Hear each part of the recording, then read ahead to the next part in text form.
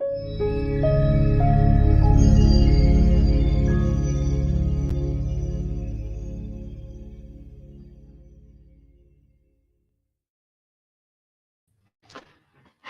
and welcome to this annual now live stream. Welcome to Geoparks Live. My name's Jack Matthews, Geoheritage Officer at Charnwood Forest, Aspiring UNESCO Global Geopark.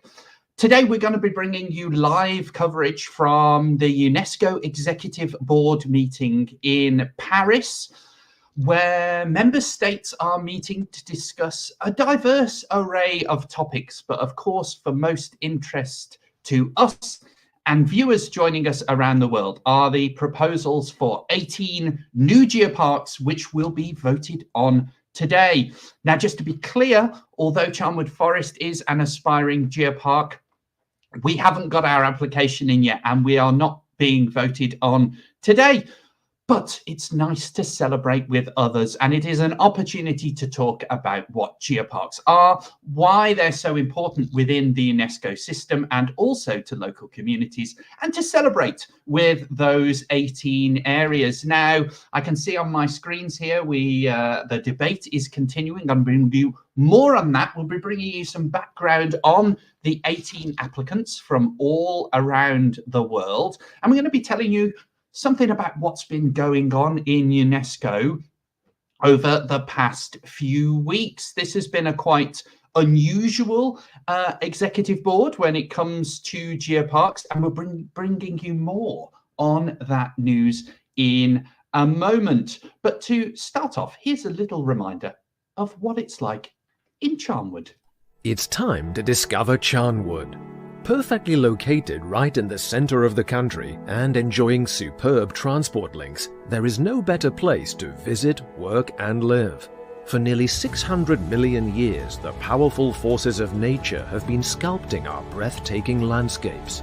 Evidence of our unique geological history is scattered among picturesque villages and can be experienced up close in the rocks of Bradgate Park and Beacon Hill. Such is the importance of Charnwood Forest, it is now an aspiring UNESCO Global Geopark. At the heart of this dramatic landscape is the dynamic university and market town of Loughborough, home to the last major bell foundry in the UK, 800-year-old markets and the Great Central Heritage Railway. In Charnwood, we are proud of our past and excited for our future. Our award-winning Loughborough University and cutting-edge science and enterprise parks are leading world-class research, innovation and sport, and nurturing the stars and heroes of future generations. Discover Charnwood, a fascinating destination promising a non-stop voyage from ancient origins to future potential. In Charnwood, we are shaping tomorrow's world today.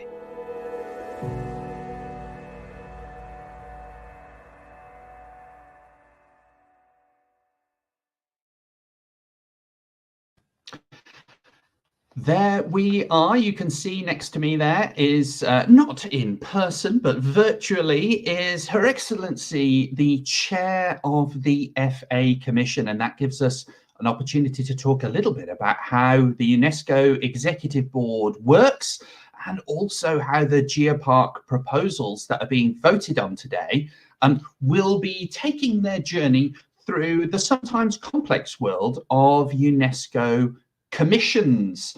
So, as you'll be aware, or you might already be aware, UNESCO Global Geoparks put their applications in usually around November in the year. They go off to Paris, to the UNESCO HQ, and then there's a period of what you might call a desktop review, where both the applications get put online at UNESCO. That's sometimes called the intergovernmental check, and we'll be returning to that topic a little bit later. But also, the parts of the application are then reviewed by the International Union for Geological Sciences. They're sent out to various experts around the world. The geoparks are then reviewed in person by 2 UNESCO Global Geopark evaluators in the summer after they have applied to UNESCO, and then, of course, voted on by the UNESCO Global Geopark Council. That usually happens sometime between September and December in the year that they are evaluated. So then we come to the UNESCO Executive Board, and this can sometimes be 14 to 18 months after that initial application has happened in the autumn, the November time when they applied. Now, it doesn't just go for one vote. That proposal for new geoparks comes from the Global Geopark Council, and it gets fed in to the UNESCO Executive Board springtime meeting. Now, what happens is the business of the UNESCO Executive Board is divided between different commissions, depending on its topic. And who we can see next to me here is the chairperson of the FA Commission. Now, the FA Commission, FA stands for Finance and Administrative. So any issues pertaining to finance and administration, they go to the FA Commission first. And those commissions meet separately, debate their topics, propose amendments and what have you, and then a report comes to the final, what's called the plenary meeting of the Executive Board for the final decision. And that is what is happening today in UNESCO in Paris. So at the moment, Her Excellency, the President, the Chair of the FA Commission, is presenting the report of what the Commission discussed last week and the draft proposals of everything that was debated, discussed, and the various amendments that were proposed.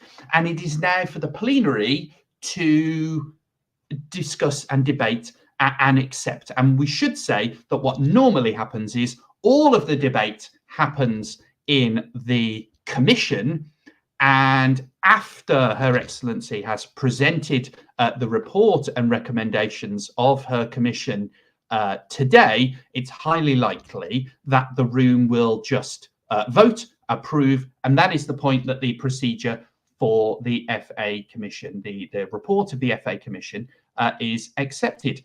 Should just say there we can see the chair of the Executive Board as a whole. And let's just listen into that for a moment. Raise your nameplate. I see none. I would like to therefore put the entire set of draft decisions for your adoption. Are you ready to adopt them? I see no objections. The decisions are adopted. So as expected there, all of the decisions that have been discussed in the FA Commission have just been approved. Now, what we're expecting to see now is the chair of the PX Commission. That is the Programme and External Relations Commission. Will now present the report and draft recommendations from that commission, and it is this commission that includes the recommendation for 18 new geoparks. Now, again, we're not expecting debate. We'll talk a little bit more in a moment about the debate that happened within the Commission, because it was highly unusual this year, and we'll be bringing you more news and updates on that. But we want to make sure we don't miss the moment when His Excellency speaks, and that is passed. Let's tune in for a moment to listen to His Excellency, the chair of the PX Commission, who will be presenting the report now, which will include the proposal for 18 new geoparks. We adopted its timetable during the opening session and then elected as temporary chair Ambassador Philippe Franck, permanent delegate of France to UNESCO. The Commission examined 14 items during 4 meetings, 2 of which were extended and finished ahead of its schedule. It made the recommendation on 14 decisions. We had dynamic debates. I've tried to reflect the key points that members asked to include in this report. Please forgive me if I overlooked anything. Distinguished delegates, we first examined item 5.1a on ASP.NET activities. Following the introduction by the Director General's representative, 23 board members and 1 observer took the floor. Welcoming the 70th anniversary celebration, as well as Germany's hosting in 2023 of the Conference on National Coordination, the coordinators, they recognized progress towards modernizing the network's infrastructure and functionalities, while expressing concern that the new platform is not yet fully operational. Delegations emphasized the importance of streamlined membership management and of communication and community engagement tools. One delegation asked for information on the integration of ASP.NET within the framework for culture and arts education, with another requesting updates on the status of the network strategy. Members also called for additional voluntary contributions to strengthen the network's human and financial resources. In her response, ADG Education noted that ASP.NET is a global vehicle for transmitting UNESCO's values and requires an efficient digital platform.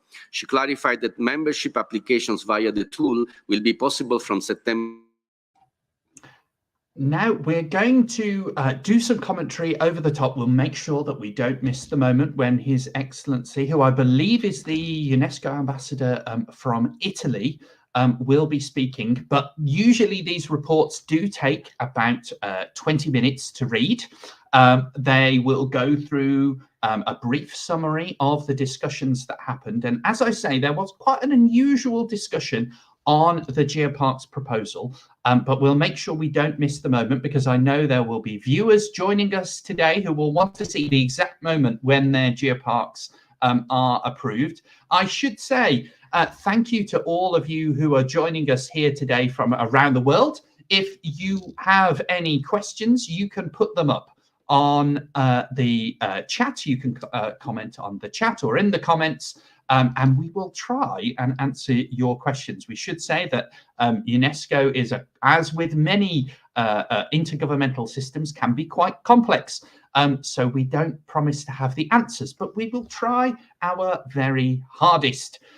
Now, as he continues to present on that, at the moment speaking on a number of issues around the programs, various programs that UNESCO works on, UNESCO associated schools, the Road to Peace, a piece about bicycles, UNESCO framework for culture and arts education. Let's have a bit more of a discussion about what happened in the PX Commission. So as I said, all matters coming to the UNESCO Executive Board will first be debated and discussed in one of the commissions before coming to the plenary, which is what is happening for today, when the final decisions are made. Now, usually the big hurdle for a new UNESCO Global Geopark is at the Global Geoparks Council. That's where some geoparks get approved and some perhaps get deferred and have to reapply in a few years' time, or rather submit some amendments to their proposal. Now, there were no amendments to the actual geoparks being proposed today. The 18 that were put forward by the Global Geoparks Council are the 18 that are on the agenda for approval today. So any of our dear friends and colleagues at Aspiring Geoparks around the world, don't worry. But what was unusual was that there was an amendment to the proposal. So let's just have a look at that. I'm going to take His Excellency off the screen for a moment, and let's have a look. Here is now the text that is being debated and discussed and will be voted upon. As I say, I doubt we'll have any debate and discussion today. Now, normally, the proposal for the new geoparks would be 4 items long. For example, recalling 38C Resolution 23, that's about the creation of the geopark proposal. Having examined the documents, welcomes the contributions that Geoparks makes and endorses the recommendations and the nominations from the Global Geopark Council. Well, rather than that going through on the nod, as we would say in English, just simply being approved, which is what it was marked to do on the agenda, an amendment was proposed by the delegation from Turkey, and that was supported by the Cook Islands and then by Kuwait and also by the USA. I'm looking at my notes, and Oman and Qatar and others.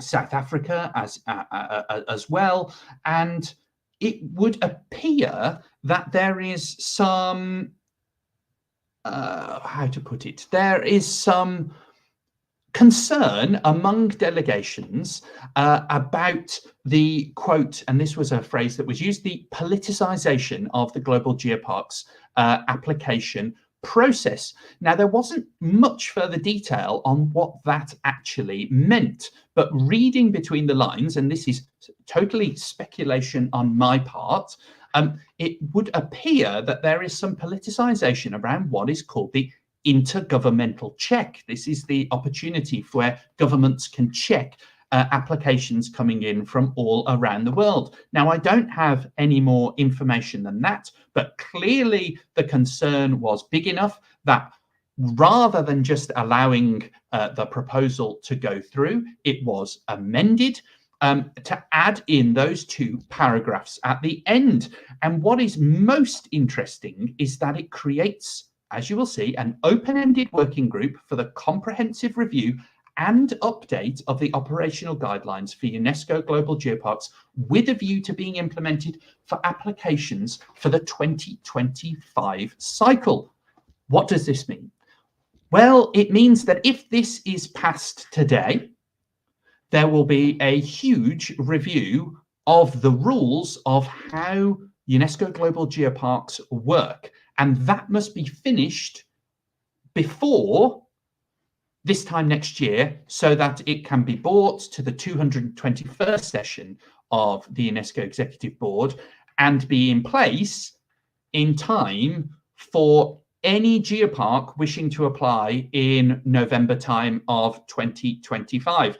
So those of you around the world who are in the situation like Charnwood Forest, aspiring UNESCO Global Geopark, and thinking that you might apply in 2025, eyebrows will be slightly raised now, because you might be thinking, what are the rules going to be when we apply? Now, obviously, at the moment, we don't know the size and scale of the review. The text does say a comprehensive review, but we will just have to wait and see. I know this will put some pressure on the UNESCO office. They'll be working very hard to implement the wishes of the executive board, and it's got to be done very quickly. But there's going to be a certain amount of change potentially within the world of UNESCO Global Geoparks and how those procedures for applications take place. This was quite surprising. It was there were some very impassioned speeches, particularly by Her Excellency the representative from the Cook Islands, and many other speakers spoke on the topic as well. And we might potentially hear a little bit more about that if we can tune in to the moment where the PX chair speaks on the issue of geoparks before the actual vote. Let's see where they are up to at the moment in their discussion. 1st October 2025, they called for capacity building to support the smooth implementation of the 2023 Mondiacult Declaration, with particular focus on Africa and priority areas including cultural rights, culture and education, peace building, climate action, and digital transformation. Delegations underlined the need to support equal access to culture and inclusive cultural participation, including of indigenous peoples. Several delegations asked for clarification of the objectives and formats of the regional Mondiacult consultations, and called for strong attention to be paid to ensuring inclusive participation, particularly of LDCs and seeds. One delegation expressed its interest in hosting the regional consultation for Latin America and the Caribbean. A number of countries commended efforts to anchor culture as a standalone goal in the post-2030 agenda and called for strengthened advocacy in the lead-up to the Summit of the Future. Others supported the positioning of culture as a global public good. welcoming the preparation of a dedicated policy brief. One delegation expressed reservations regarding the possible infringement of intellectual property and creators' rights that this could imply. While expressing appreciation for the progress made in the preparation of the global report on cultural policies, some delegations voiced concerns regarding the development of a data portal and related usage of data. They highlighted the need for prior consultation with the governing bodies of each cultural convention. Others recommended that cooperation with the UNESCO Institute for Statistics be leveraged. Specific questions were raised about the constitution of the editorial and advisory board, the financial implications, and the mechanism for preparing the report. Turkey requested the changes to the annex to ensure that the International Organization of Turkic Culture, Turksoy, was added to the list of Mondiacult 2025 invitees. While the Organization of Islamic Cooperation, currently in the Arab States section, was moved to the interregional section. In his response, the ADG for Culture confirmed that UNESCO is actively advocating for the integration of culture in the Pact for the Future and for embedding cultural rights through various UN fora. He explained that the Global Report's editorial and advisory boards draw on regional experts nominated by member states through existing UNESCO expert networks. He specified that the report, which would be launched at Mondiacult 2025, would build primarily on public data provided through the regular reporting mechanism for UNESCO's normative instruments. He reassured delegates that the UIS was closely involved in its development. The ADG noted that the regional consultations for Mondiacult 2025 would begin in autumn this year and follow the same methodology as that used in 2022, with related correspondence being addressed to the presidents of the electoral groups. He also underlined that the cultural data portal would improve data monitoring and analysis. The methodology of the data portal and use of information will be in line with the decisions of the Executive Board. He also confirmed that the invitation list of Mondiacult 2025 would be revised in line with the request made by Turkey. During the debate on the draft decision, delegations asked for assurance that the data to be used in the global report on cultural policies would respect the requirements laid out by the respective governing bodies of the UNESCO cultural conventions. Reflecting this discussion, the Commission recommended to adopt the decision with amendment. The Commission then moved on to item 12 on the evaluation of the Creative Cities Network. After the introduction by the DG's representative, 25 board members and 5 observers took the floor. Welcoming the comprehensive report, they stressed the importance of ensuring geographic diversity among the network, with particular consideration of applications from Global South cities. A number of delegations expressed concern with the recommendation 2 and 5 and their associated management responses, underscoring that the introduction of membership fees could financially burden cities and aggravate geographic imbalances. Similarly, some delegations voiced concern that a time-bound membership could punish disadvantaged cities and hinder geographical representation. 2 delegations urged that members be actively involved in any decisions on a sunset clause. The need for greater transparency in the selection process and for improved communication between the Secretariat, NatComs and cities, as well as via an improved website, was highlighted. Several delegations stressed that the smooth functioning of the network required additional resources as well as strengthened synergies with other UNESCO networks, the global priorities and local governments. One delegation stated that the evaluation was lacking in quantitative data and asked for information on the number of NatComs and member states consulted. In her response, the head of evaluation clarified that the recommendation 2 introduces the idea of a development cooperation strategy and that the management response proposes to consult on potential ways to generate resources for supporting cities in underserved. So His Excellency there, continuing the report of the PX Commission, we expect the agenda item on UNESCO Global Geoparks to be discussed at the end, near the end of his report. It was the second to last item for discussion on the agenda for the PX Commission, and it looks like although the paperwork for this is listed in order of the agenda items number, he is listing them in his report, as is norm, in the order they were debated and discussed. So we're going to keep dipping in to work out where they are in the agenda items. But just a reminder, we'll be seeing in a moment the proposal for 18 new geoparks with the amendment that was proposed and then accepted, proposed by Turkey and accepted by the UNESCO Executive Board PX Commission for a review of the operational guidelines of UNESCO Global Geoparks. Let's just listen in. As he's flicked his page over, we might find out where he is. On the elimination of racial discrimination, hatred, and hate crimes. After the introduction by the representative of the DG, 28 members and 3 observers took the floor.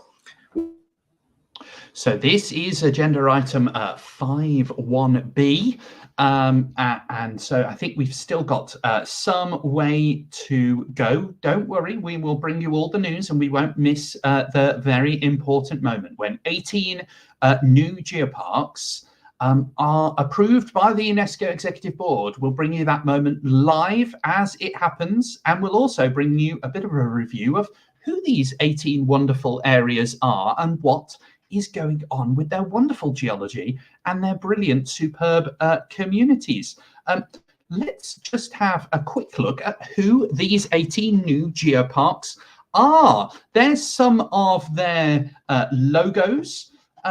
Unfortunately, I couldn't find 2 of them. My apologies to 2 of the applicants. I couldn't find your websites online, so I haven't got a logo for you. But let's just run through who are the 18 fantastic areas that are being voted on today by the UNESCO Executive Board. They are the Schelde Delta, a transnational UNESCO Global Geopark in Belgium and the Kingdom of the Netherlands. We have the Uberaba Geopark in Brazil, the Enshi Grand Canyon Tenglongdong Cave in China, Lingxi Jia in China, Longyan in China, Mount Changbashan in China, Wugongshan in China, and Jingyi in China.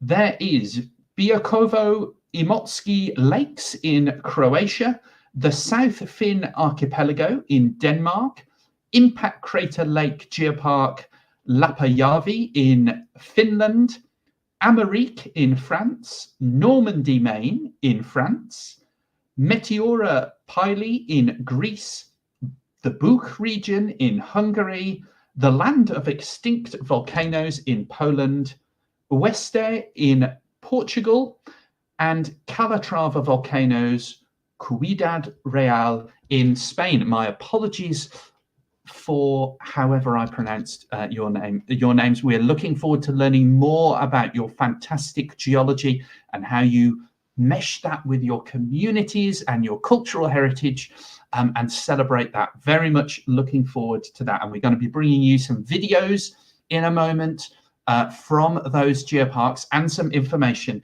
about those geoparks. Now, it's not just 18 new geoparks that are being voted on today by the UNESCO Executive Board, and it's not just that amendment for a comprehensive review of the operational guidelines of the UNESCO Global Geoparks. There are some extensions to existing geoparks as well, and we shouldn't forget about those. So there are 4 nominations for a change in size of more than 10%, and those are the Li Fengshan UNESCO Global Geopark in China, the Yangqing UNESCO Global Geopark in China as well, Sitia UNESCO Global Geopark in Greece, and Quilca Lakelands, which was the first transnational UNESCO Global Geopark in the world between the Republic of Ireland and the United Kingdom, which will be a reduction whereas the other 3 were additions.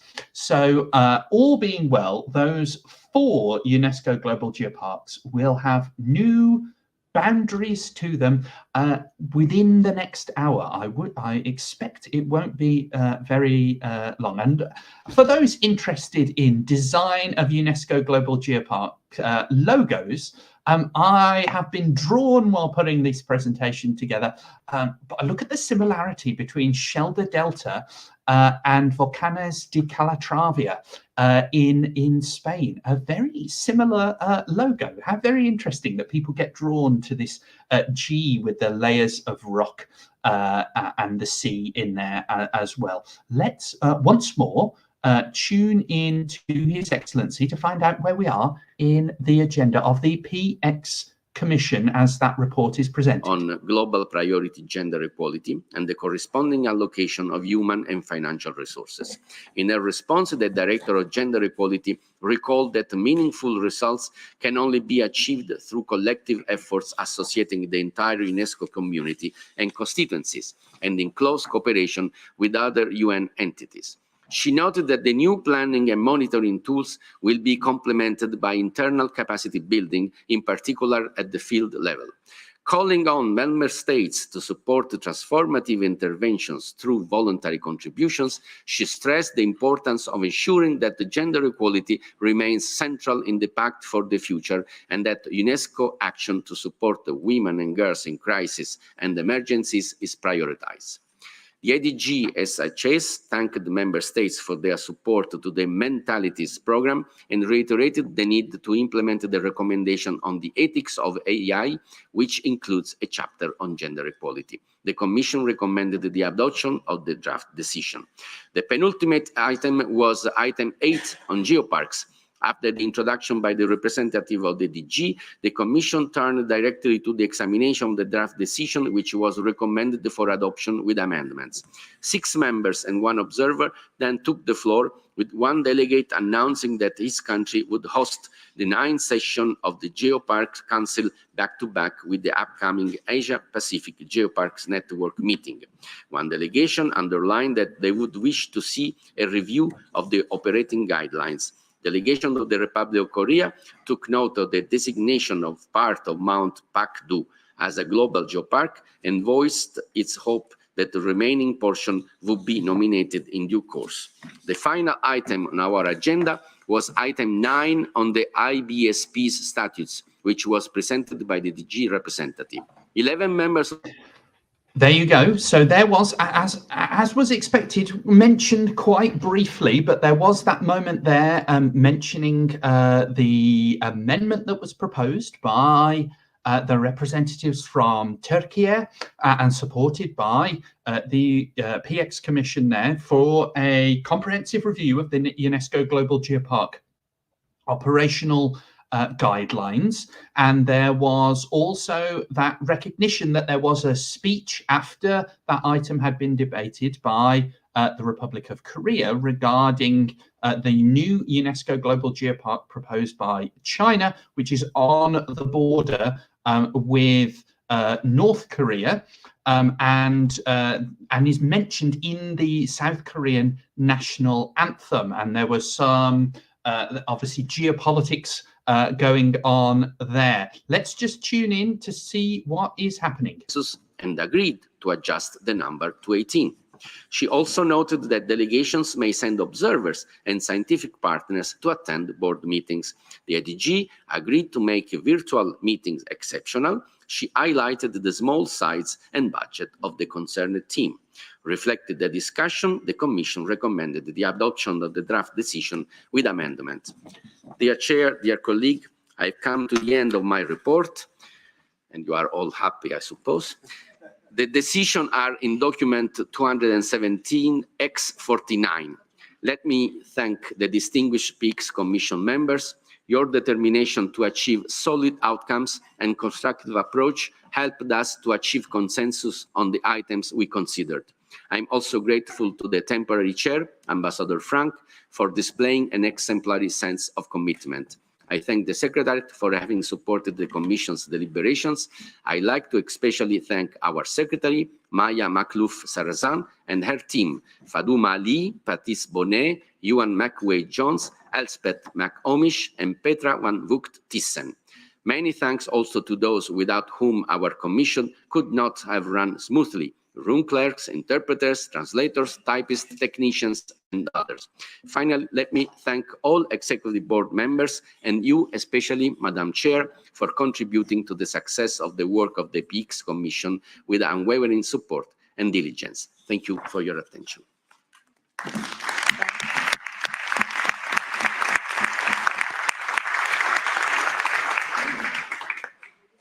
Thank you, Ambassador. I would like now to put the entire set of draft decisions as contained within document 219-EX41 for adoption. If a member of the board wishes to have a specific decision adopted separately, please raise your plate. I see none. I therefore consider that the whole set of decisions of the PX Commission is adopted. Dear colleagues, I would like to thank Ambassador Stellino for his leadership in steering the PX Commission. And since the decisions of both commissions, FA and PX, have now been adopted, I would like to open the floor if there are any comments before I move to another item, which will not be the adoption of the decisions of the Joint Commission, because the report is not ready and will only be ready this afternoon. Any comments? I see none. I therefore move to item 5. There we have it. Congratulations to those 18 new UNESCO Global Geoparks, with the gavel being brought down there by Her Excellency, the Chair of the UNESCO Executive Board, following the reading out of the proposals and the debate and the discussion of the PX Commission. The official moment of the creation of 18 new UNESCO Global Geoparks has passed. So congratulations to those 18 geoparks. It's now true. You are UNESCO Global Geoparks. So congratulations to all of you. As always, if you have any comments or questions, please do put them in the chat or in the comments, or send us an email even, and we will see that as well. At that moment, there won't be any more discussion of geoparks unless something very unusual happens over in UNESCO HQ in Paris. So we will leave them for a moment. We will come back up to have a look at who are these 18 new UNESCO Global Geoparks. And we're going to start with the Schelde Delta, the newest transnational geopark between Belgium and the Kingdom of the Netherlands. I'm just looking for their little video. Let's go and have a little look about the Schelde Delta and what makes that such a wonderful place in the world and one of the world's newest UNESCO Global Geoparks.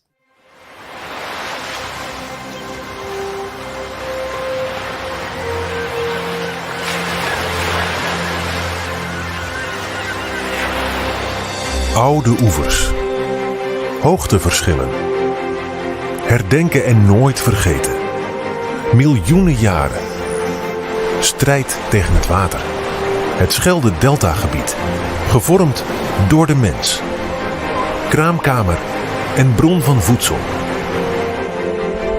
ondernemen, durven en ontdekken, poort naar de wereld. Zilte Tilt. De Schelde vindt haar weg. Grensoverschrijdend. Bedijkt. Strak. En bol. Kronkelend en eindeloos vrij.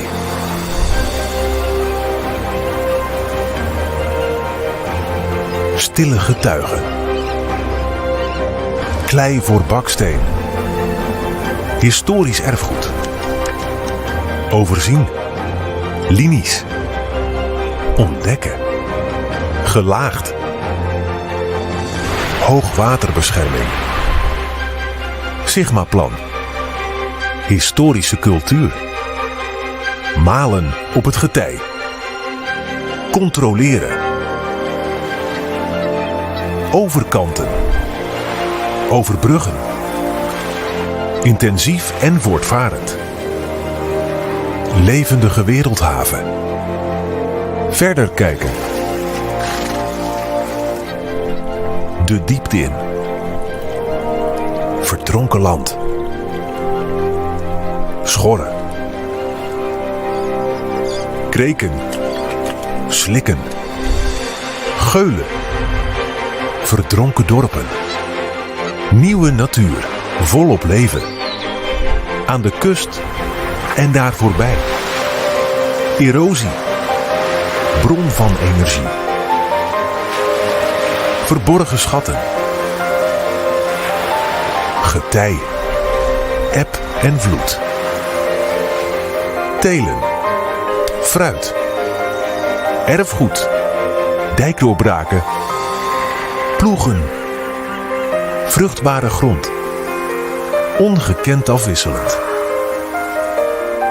Doorgroefd, doorleefd en dynamisch. Divers en verbonden. Geoparks Schelde Delta. Grenzeloos mooi. Op het getij van tijd en klimaat.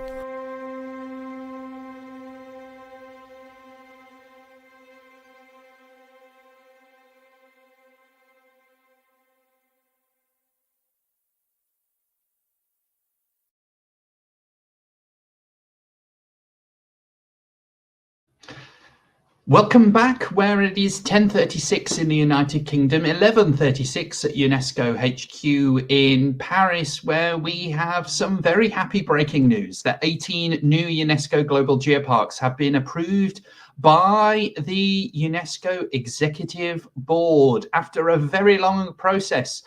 Some of these having applied many years ago, some with applications having been submitted to UNESCO around about November of 2022. Field evaluation visits having happened last year. Then the proposals going to the Global Geopark Council. They were debated by the Programme and External Affairs Commission, the PX Commission of the UNESCO Executive Board last week. That proposal then being amended to add in the requirement for UNESCO to undertake a review of the operational guidelines of the UNESCO Global Geoparks programme, but luckily not in any way affecting the 18 new UNESCO Global Geoparks, which have just been approved. And there we saw a fantastic video from Schelde Delta in Belgium and the Netherlands. Congratulations to them. They have just, I know they've finished debating and discussing geoparks for the day, but just for anyone who's interested in further UNESCO Global Geopark, UNESCO Executive Board governance, I can see that the session has been suspended for a while. Doesn't look like it's anything to worry about. I believe the report is not quite ready for them to vote on the next report they need to. So they've suspended the session, and I think they're going to meet again later today. But for those of us interested in UNESCO Global Geoparks, all of the votes that need to happen have already, and those 18 have been approved. So Schelde Delta Geopark that we just looked from is a vast area covering about 5,400 square kilometres. It's got a geological significance due to its location between the sinking North Sea basin and the rising Brabant Massif. It tells a story of 500 million years of geological history, and the lowlands protected by dikes are starved from sediment. Where left alone, they seem almost frozen in time. Where heavily managed, as in most places, reminder of their fascinating geological history are much more subtle. The geopark's geology is currently characterized by a bipartition with old, fluvially dissected marine deposits dominating the upland and young tidal deposits dominating the estuarine coastal plain. So congratulations to that geopark. The next in our list is Uberaba from Brazil, which has a very similar size, around 4,500 square kilometers in the region of Minas Gerais in Brazil. Its geology is composed of regional basement rocks, so they're going to be hard rocks marked with basaltic flows. There's some sedimentary rocks, which house one of the world's largest freshwater reserves. And the territory has yielded over 10,000 fossils. The fossils have revealed that in diverse settings, including urban areas, always great to see when urban areas have geology to celebrate and bring to people. And you can even see them in soccer field stadiums, highlighting the unmistakable paleontological wealth of the city. So congratulations, Brazil, now with quite a few UNESCO Global Geoparks. And let's take a little journey across to learn more about the Uberaba UNESCO Global Geopark in Brazil. Sejam bem-vindos ao Geoparque Uberaba, a representação da nossa identidade, expressa e cunhada no patrimônio geológico, histórico e cultural. O Geoparque Uberaba é um macroprojeto que vai potencializar e estruturar a vocação turística de Uberaba como a capital mundial do zebu, como a terra dos dinossauros do Brasil, a terra de Chico Xavier, como uma cidade profundamente cultural, histórica e espiritual. A UNESCO é a criadora da Rede Mundial de Geoparques, que são espaços delimitados e reconhecidos por sua importância científica e cultural e que devem servir de apoio ao desenvolvimento socioeconômico local. Os geoparques ao redor do mundo são espaços para valorizar, conservar e divulgar aquilo que temos de mais precioso: nossa identidade expressa e cunhada no patrimônio geológico, histórico e cultural. Através de uma série de transformações, será possível movimentar o mercado local de serviços, hoteleiro e gerar novos empregos. Uberaba quer ser um geoparque reconhecido mundialmente. Sim, nós temos potencial. Está feito o chamado. Pela primeira vez na história de Uberaba, vamos unir aquilo que temos de melhor: nossas raízes.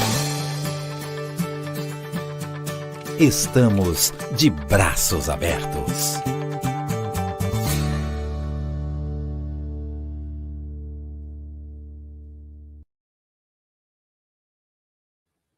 Congratulations to Uberaba, the newest UNESCO Global Geopark from Brazil. Now we're going to move on to have a little bit of a discussion about and to introduce you to a number of new UNESCO Global Geoparks from China. I believe the reason why there's so many, normally you would only get two, a maximum of two per country per year. But the reason there's so many at the moment is there was a backlog of applications owing to the pandemic and the inability of people to visit China to undertake the evaluation missions, because it's obviously necessary for people to evaluate geoparks not in their own country. So there was a bit of a backlog of applications from China. That backlog appears to have been somewhat cleared, with a number being proposed and voted on and approved this UNESCO Executive Board. So first we have the Enshi Grand Canyon Tenglongdong Cave in China. It's an area of 679 square kilometers. It's characterized by karst and structural landforms, impressive forest coverage of around 70%, which is very, very high. Lots of karst, so that's a lot of limestone, weathered limestone landscapes, diverse geological sites holding scientific and aesthetic value, a beautiful place and greatly important to science as well. And it's had morphological processes since the Cambrian period, so more than 500 million years of geological history to be celebrated there. Congratulations to them. There is the Lingjia UNESCO Global Geopark in China, much larger than the last one, 2,120 square kilometers. Roots tracing back more than 5,000 years along the Yellow River, holds significance of one of the vital origins of Chinese civilization, distinguished by diverse fossils, fossil-bearing strata, and other areas of geological heritage. It presents a continuous sedimentary sequence since the late Oligocene, so very important for the most recent part of geological history, and diverse and well-preserved assemblages of dinosaurs, pterosaurs, and bird tracks, making it the most diverse vertebrate track site known from the Mesozoic of Asia. So very important if you want to study footprints of dinosaurs, birds, pterosaurs, other reptiles from the Mesozoic geological time. Congratulations to them. Longyan in China is located in the southeast part of China, 2,175 square kilometers. There are granite rocks there. There are porphyry epithermal copper gold deposits. So lots of minerals to be shared and celebrated there. Their granites are around 300 million years old. They also have some rocks from the late Cretaceous, which include evidence of a subduction zone between the Paleo-Pacific plate. And that's led to a lot of tectonic deformation within their geopark. And they end by saying that tectonic uplifting and external forces then sculpted grand rock wall clusters, forming the landform that they celebrate there. So congratulations to them. Mount Changbai-shan in China. I believe this is the geopark that the delegate from South Korea mentioned in their statement at the PX Commission. I may very well be wrong, so that's I apologize, but I think that is correct. The official information for this geopark submission notes that it is 2,724 kilometers square. It is in southeastern Jinlin province in China, on the border with Korea. There's volcanic activities. It's known by a very, very prominent volcano in that region. More recent years, especially the Quaternary, saw extensive volcanism, so lots of volcanic stories, and a noteworthy Plinian eruption around 1,000 years ago. The volcano represents a composite volcano with a large-scale complete form process, holds great international significance for studying volcanogenetic mechanisms, how volcanoes are formed, and the temporal and spatial distribution of volcanoes in northeastern China. So an excellent example of volcanoes and volcanic processes there in that new UNESCO Global Geopark.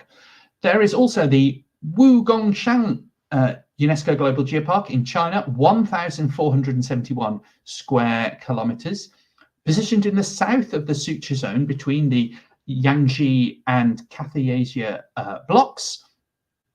Geopark is rich in well-preserved geological heritages, an excellent place to study intercontinental compression and extension. Lots of tectonic deformation there to be studied and viewed in that geopark. Mesozoic granite domes, Precambrian basements, so they have rocks that date back more than 540 million years ago, and also some early Paleozoic granites, those from roughly around 450 million years ago.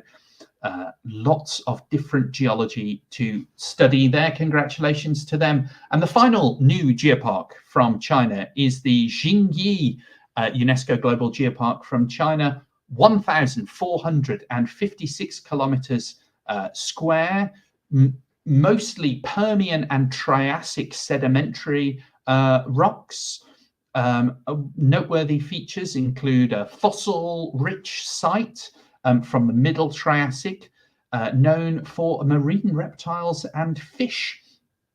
And there are a number of different fossils that can be found there. Well-preserved fossils, a unique period in Earth's history, complemented by natural scenery of over 20,000 peaks and a wonderful river gorge with 100 cascading waterfalls. Sounds like a beautiful place to visit. Congratulations to those 6 new UNESCO Global Geoparks from China. There's also the Biokovo Imotski Lakes UNESCO Global Geopark in Croatia. Congratulations to you. 431 kilometers square, belonging to the Dinaric Alps in Croatia. It includes the Biokovo Mountain, which they describe as a geological marvel, housing over 400 pits and caves. And another key highlight is the Red Lake, the deepest karst lake in Europe. So karst again, lots of landscape scenery there to be celebrated and associated with a sinkhole. There's another lake. They clearly like naming their lakes after colours. There's the Blue Lake, which stands out as one of Croatia's most beautiful karst lakes. So congratulations to them. Then we have the South Fin Archipelago, which is in Denmark, 2,733 kilometers square. I am not going to tell you about them because they have produced a wonderful video that we'll share with you now.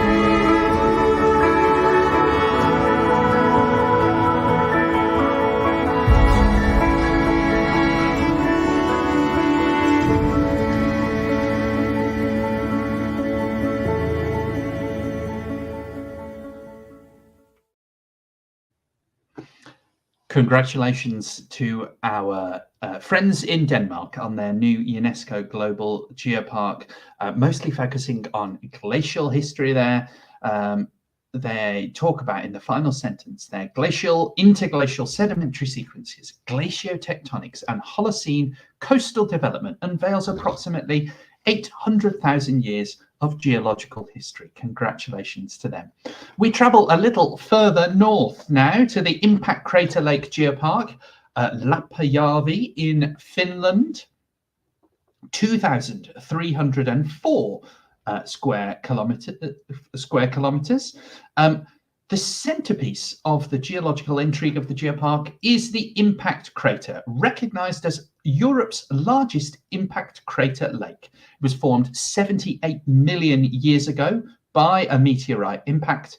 It stands as the youngest and most extensively studied impact structure globally, with nearly 200 international scientific publications.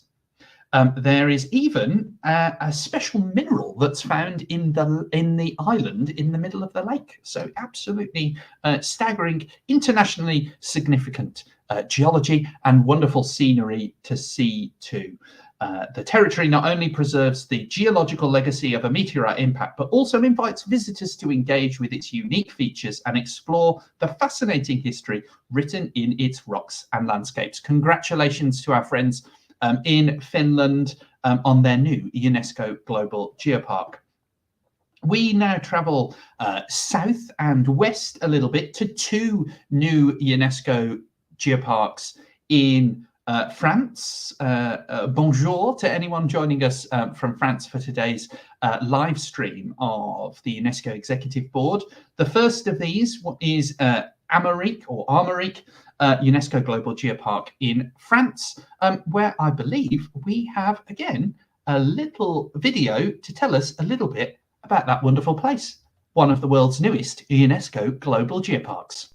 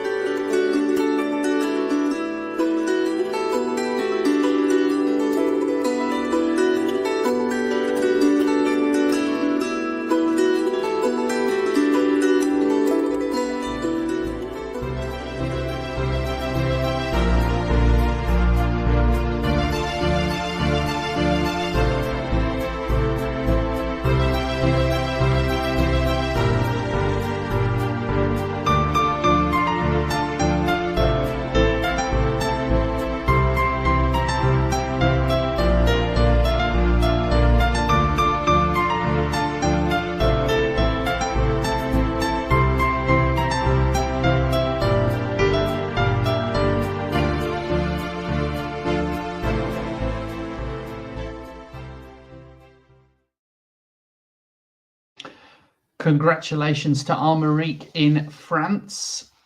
It is located in the western end of France along the Atlantic Ocean, has an area of approximately 1,500 square kilometres, a diverse array of different rocks and structures, fossils, and other geological elements.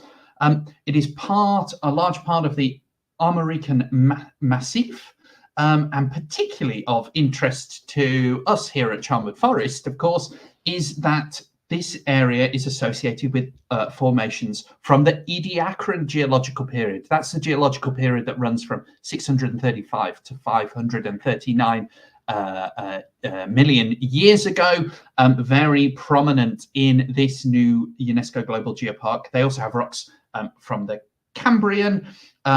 These rocks have been deformed and metamorphosed, sedimentary series, locally recorded episodes of volcanic activity, intrusions of granitic plutons, and injection of magmatic dikes and sills. The richness of the sites in this territory illustrate the geological history of the Armorique Geopark and the links between man and earth. And as we saw there on their wonderful video, beautiful scenery. So congratulations to them there. The next one is the Normandy Main UNESCO Global Geopark, newly designated in France as well. 2,650 square kilometers in northwest France, straddling Normandy and the Pays de la Loire. Normandy Main Geopark territory unfolds a captivating landscape shaped by global geodynamics. This region, nestled with the Armorican Massif, so similar geological area to the previous one, bears witness to the formation of two mountain ranges and the creation of the subsident sedimentary basin known as the Paris Basin. Offers a window into 600 million years of Earth history, so sounds like they also have some Ediacaran rocks, so another geological friend of Charnwood Forest. This rich geological heritage has been brought to light through extensive studies since the 19th century. The landscapes of the geopark are a testament to global geodynamics, narrating a captivating story of mountain range formation within the Armorican Massif and the emergence of the subsident Paris Basin. Very diverse geology there to be found, and congratulations to those two new UNESCO Global Geoparks in Paris. Of course, if you have any questions, we're not quite through our 18 new UNESCO Global Geoparks yet, and there's a few other points to be debated and discussed with you, bringing you all the news from this UNESCO Executive Board meeting today. But as we come up to 11 o'clock, this is Geoparks Live.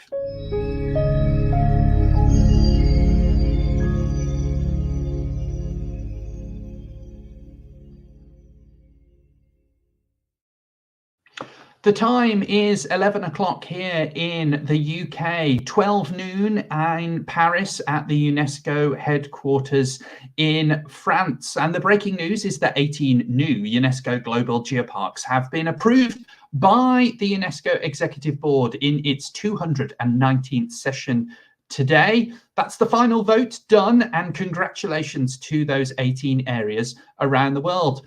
In addition to that, 4 existing UNESCO Global Geoparks have had their boundary extensions of more of more than 10%, boundary changes of more than 10% have also been approved. So congratulations to those geoparks. And in what a week ago would have been described as an unexpected move, there has also been approval of a, quote, comprehensive review of the UNESCO Global Geopark operational guidelines. This was added to the new geopark motion that was being discussed by the PX Commission last week and was approved today by the UNESCO Executive Board. This means that UNESCO will have to undertake a comprehensive review of the procedures and rules regarding UNESCO Global Geoparks. That will need to be done in time for it to be presented to the UNESCO Executive Board in its 221st Executive Board session, which we expect to take place this time next year, so that it can be approved in time for any applicant geoparks submitting their dossier to Paris at the end of the year in 2025. Now, this is a quite unexpected move that was proposed by the delegation from Turkey and received wide support from around the PX Commission, including the delegations from the Cook Islands, Kuwait, Oman, South Africa, and the USA. And will mean a lot of work has to be done in UNESCO over the next year to review how those rules work. Now, we don't know at this stage how broad that review will be and how much change will happen after that review. We'll just have to wait and see. But for any aspiring UNESCO Global Geoparks like ourselves in Charnwood Forest, we will of course be paying particular attention to this, as it may change the procedures we have to go through to get our UNESCO status, if UNESCO see fit that we should be given that one day. Thank you to all our viewers joining us from both Charnwood Forest in the UK and around the world. You are most welcome here for Geoparks Live, our annual coverage of the UNESCO Executive Board. Within the past hour, the 18 new geoparks were approved as His Excellency the Ambassador for Italy put forward the report of the PX Commission. That's all voted on now. No more votes to be done. It is confirmed. And you can see the wonderful logos of some of those 18 new geoparks. We'll continue our little journey around the world to learn more about those geoparks in a moment. And we should say that the Global Geoparks Network will be running their annual welcome event, and you should follow them on social media, where you'll get to learn so much more than I can possibly tell you today, and you'll hear it from the new geoparks themselves, as the online digital event takes us around the world to learn of the new geoparks and what makes them special, both geologically and culturally. A wonderful celebration of heritage that is. So do make sure you follow the Global Geopark Network on social media to find out more about that fantastic event that'll be happening in the next few months. If you have any questions for us, we might not know the answers, but we'll give it a go. So do ask your questions in the chat or in the comments, or if you just tell us where you're joining us from today. You are most welcome, and thank you for joining us. So we were just talking about the 2 new UNESCO Global Geoparks from France. And with that, we travel down to the Eastern Mediterranean, where the Meteora Pyli UNESCO Global Geopark has just been created in Greece.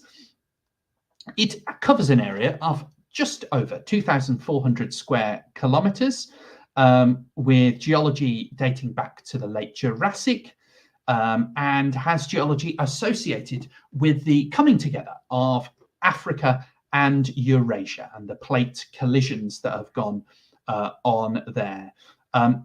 There is a rock type in that geopark called the Meteora Formation. It's part of the Meso-Hellenic Trough. It predominantly contains Oligocene and Miocene pebbly sandstones and cobblestones. As someone who greatly enjoys siliciclastic geology, sedimentology, that's wonderful to hear that that's getting celebrated, and it's reflecting the deposits of an ancient Gilbert-typed river delta. Wonderful sedimentology there. Today, the landscape features steep peaks with heights of up to 200 meters and widths of up to 300 meters, creating a geological marvel with an average altitude of 313 meters. Congratulations to our friends in Greece on their newest UNESCO Global Geopark. We then travel into the centre of Europe, to one of Europe's landlocked countries, to Hungary, and the Buk region, which is Hungary's newest UNESCO Global Geopark, and also one very close to my heart because my Hungarian family live just outside the border of this. So congratulations to all the Hungarians on their newest UNESCO Global Geopark, and Jó napot kívánok to them on their new Buk region geopark, 2,800 kilometers square. It features predominantly geological character marked by extensive fold thrust structures, primarily shaped during the Cretaceous. There is also a Permo-Triassic boundary and a consequential extinction event. So one of the places you can study the biggest mass extinction that has ever happened in Earth's history. The Buch Mountains exhibit rich karst phenomena with surface features predominantly formed on Triassic white and grey limestones. The region hosts 46 caves and some contain archaeological material. The hydrologic character is defined by a connected, expansive karst aquifer, so water under the ground in the limestones, and there are the Anna Travertine cave being of international significance. If you haven't been, you should go and see it. It is a fantastic region and a most deserving one to become a UNESCO Global Geopark. So congratulations to them. We then travel just next door to the land of extinct volcanoes in Poland, located in southwest Poland. It's an area of around 1,200 square kilometers, a diverse set of rocks with geosites of international significance, including Permian rhyolites, which display visible thermal cracks in the rhyolitic rock wall. And there's also limestones quarried in several locations. They have 130 defined geosites of various sedimentary and metamorphic geological structures and minerals. Now, this new UNESCO Global Geopark was featured in a major video produced last year to celebrate the geological diversity and all the geological sites of international significance in Poland, promoted by the Ministry of Foreign Affairs in Poland as part of UNESCO International Geodiversity Day, which of course happens every year on October the 6th, and we'd encourage you to get involved. You can find out more at geodiversityday.org. So while not all of the sites in this are from the new UNESCO Geopark, it is featured, and we thought we'd show you this fantastic video from Poland featuring their newest UNESCO Global Geopark. Dear Grandma, this morning I received your letter. I do not have all the answers yet, but I think I know where to start looking. Yours truly, Frankie. Do you ever stop to wonder where the rocks you stand on come from?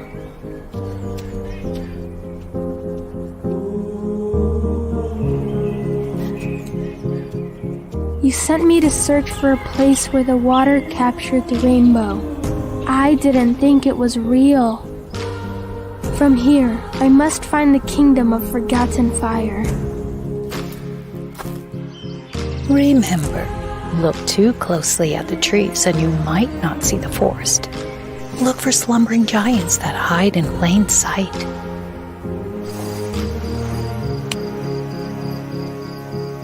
Two worlds colliding, seeing backwards through layers of time.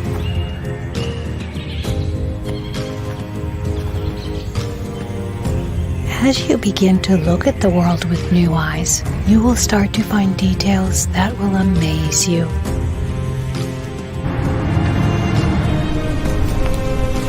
You told me about a place where all roads must end, a place where I couldn't go any further. I think I found it. Thank you, Grandma.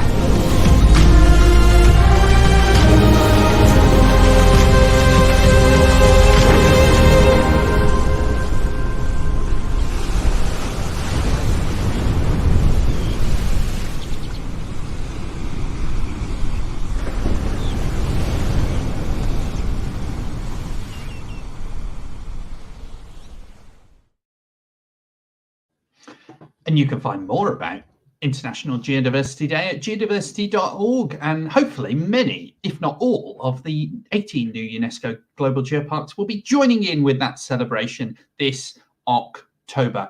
And congratulations again to our Polish friends on their newest UNESCO Global Geoparks.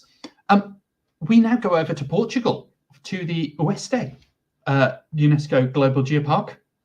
situated in central West Portugal, covering an area of just over 1,100 square kilometres. The geopark presents a diverse mosaic of sedimentary rocks and landscapes, highlighted by two globally significant geological features: the Toarcian GSSP, that's the global stratotype section and point for the Toarcian period.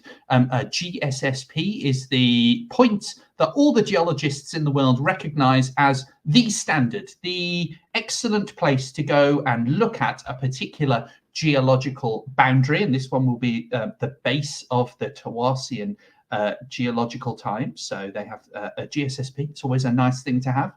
And they also have exceptionally rich paleontological dinosaur geoheritage. The coastal cliffs are an excellent place to observe the sedimentary sequences, while some long beaches and estuaries or lagoons show the influence of recent sea level rise on coastal processes. Congratulations to them.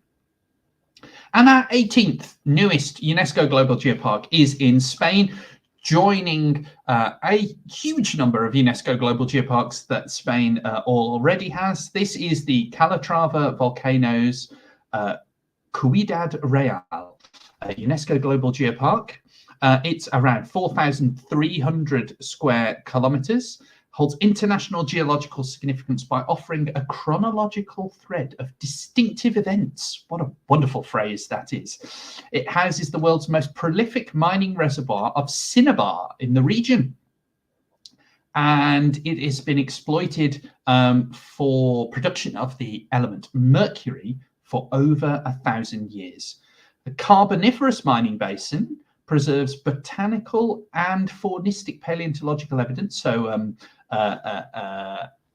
both animal and plant fossils from the Stephanian era, and there are Neogene Quaternary ultrapotassic volcanism with olivine leucotites and some very other complicated minerals that I won't be able to get my head around right now while I'm live, bringing you Geoparks live from Charnwood Forest.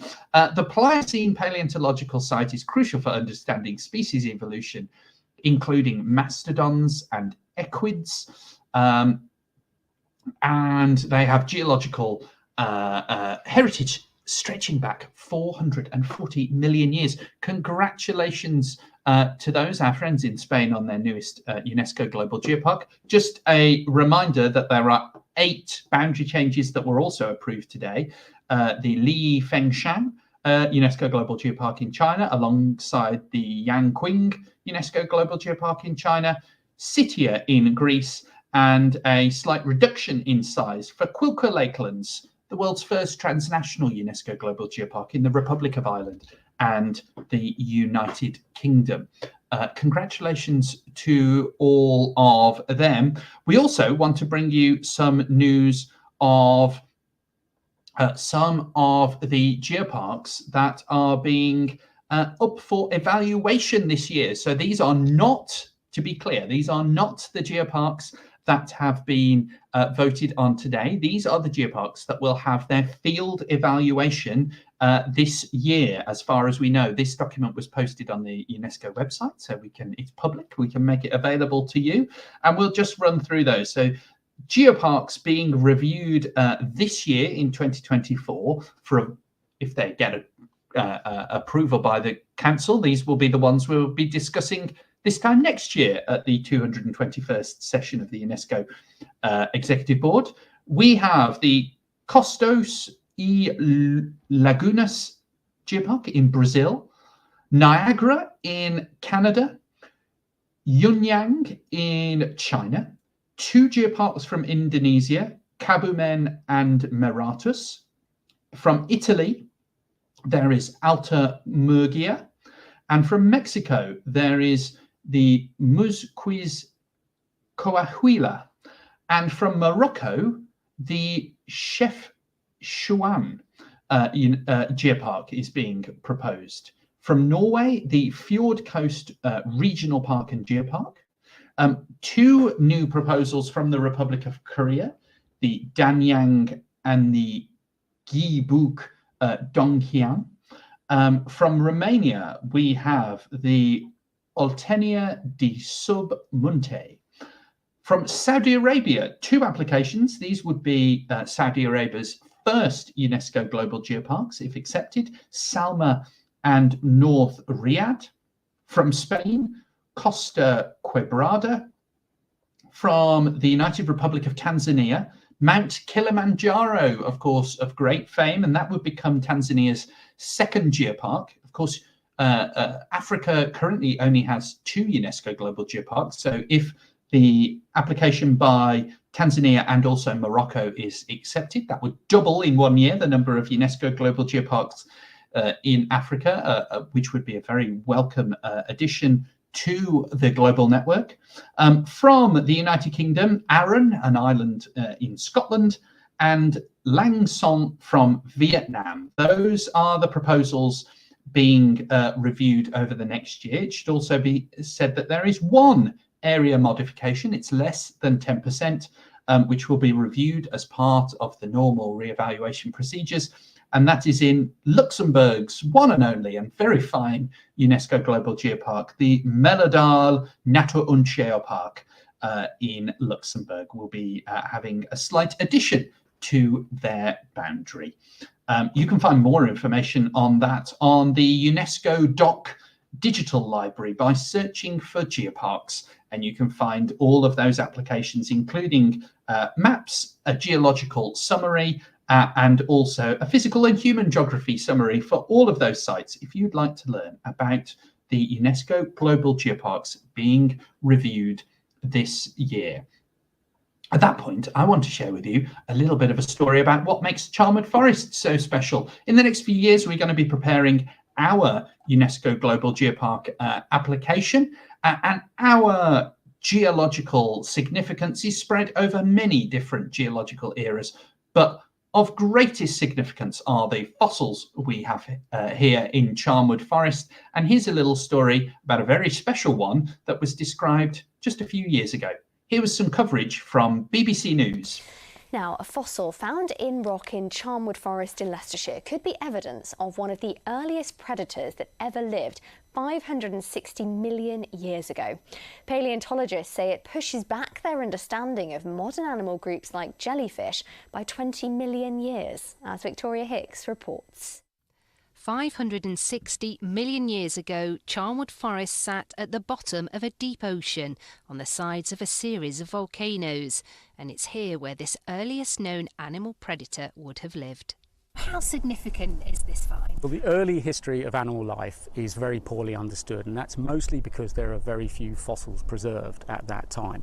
This fossil pushes back one of the modern groups of animals by 20 million years further back into time, and that's the group that included the sea anemones, the jellyfish and the corals. It's understood this specimen lived in shallower water than other fossils found here. It's different from anything else found around the world because it has a skeleton with densely packed tentacles. So we know that the animal had a stalk and a cup, and on top of that, or within that cup, was a polyp, very much like a sea anemone with lots of tentacles that it used to catch food. This fossil has been named Aurora lumini attenboroughi after Sir David Attenborough, who used to hunt for fossils here as a child in Charnwood Forest. Interestingly though, he said he never went looking for fossils in the rocks where this one was found because they were considered so ancient they dated from before life began on this planet. That all changed in 1957 when a schoolboy found this fern-like impression. It turned out to be one of the oldest fossilised animals, Charnia masoni, further establishing Charnwood Forest as a world-class site for paleontologists. For the first time, we're able to say at 560 million years ago, there was a group of animals that looked just like modern animals, that had skeletons, that were predators and that were colonial. There were lots of them living together. That's a really, really big thing. Victoria Hicks, BBC East Midlands Today, Charnwood. And there's just a flavour of some of the geological heritage we have to share with you in Charnwood Forest. You are all most welcome to join us, and you can find out more about Charnwood Forest, the projects we're working on, and our exceptional international geological heritage at charnwoodforest.org. Thank you so much to the National Lottery Heritage Fund, who supports Charnwood Forest Geopark and funds many of the projects that we do. Now, just a review in the last few hours. UNESCO Executive Board, in its 219th session, has approved 18 new UNESCO Global Geoparks. We've been running through those in the past hour or so and celebrating their rich and diverse geological heritage and the way they combine it with biology, cultural heritage and other areas to celebrate, to promote their areas and do so in a sustainable way. Now, what was unexpected about the processes that have happened at UNESCO over the past few weeks is that the proposal that went to the PX Commission last week, a kind of subcommittee of the UNESCO Executive Board, was unusually amended. Normally, the proposal for the new geoparks from the Global Geopark Council ends up being not really debated. It ends up being approved, rolled into the PX report, and goes through on the nod. But unusually, there was a bit of debate and discussion. And you can see there are to my right, the proposal as it was adopted earlier today in Paris, which includes, unusually, 2 extra clauses at the end of the motion. The most significant of these is clause 5, which means that the UNESCO Executive Board has now decided to establish an open-ended working group for the comprehensive review and update of the operational guidelines for UNESCO Global Geoparks, with a view to be implemented to the applications for the 2025 cycle. From what we can tell from the proposals and the speeches in favour of this amendment last week, the proposal was originally made by Turkey with member states from the Cook Islands, South Africa, Oman, Kuwait, the USA, all speaking in favour of this amendment and the need for a review of the operational guidelines. There was a quote from one ambassador who said that we are concerned with the existing politicization. So clearly some concern with politicization of the process of how geoparks are governed and the process for applications and how they're reviewed and evaluated and re-evaluated. That's why member states called for this amendment and this addition.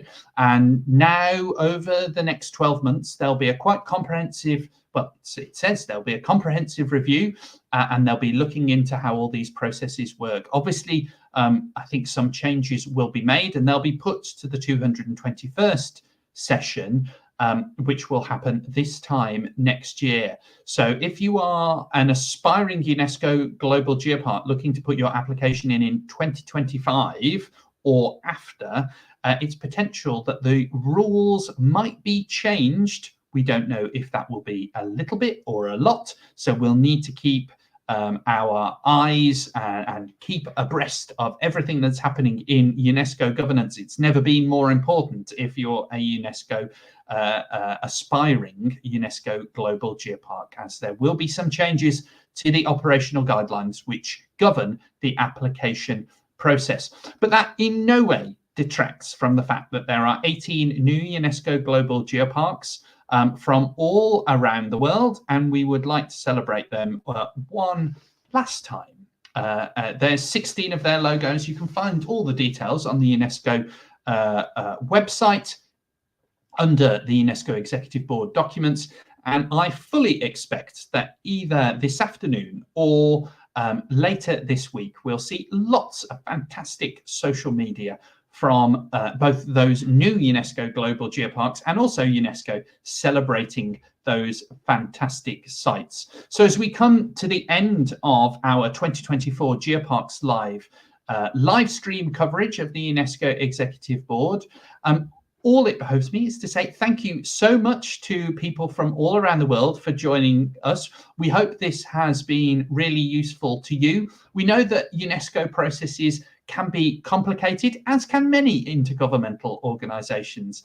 And we hope that this live stream has helped to break down and explain some of the processes that geoparks go through to getting their status within UNESCO And congratulations once again to those 18 new UNESCO Global Geoparks. If you have a friend who missed out on today and wants to watch this again, it'll be viewable again from the Charnwood Forest Geopark YouTube channel, where you can click on the link for live videos and you'll see the recording of this production. So from everyone here at Charnwood Forest Geopark and our friends all around the world, thank you for joining us once more. And we hope to see you again for one of our live events. And if not, maybe we'll see you next year for Geoparks Live 2025.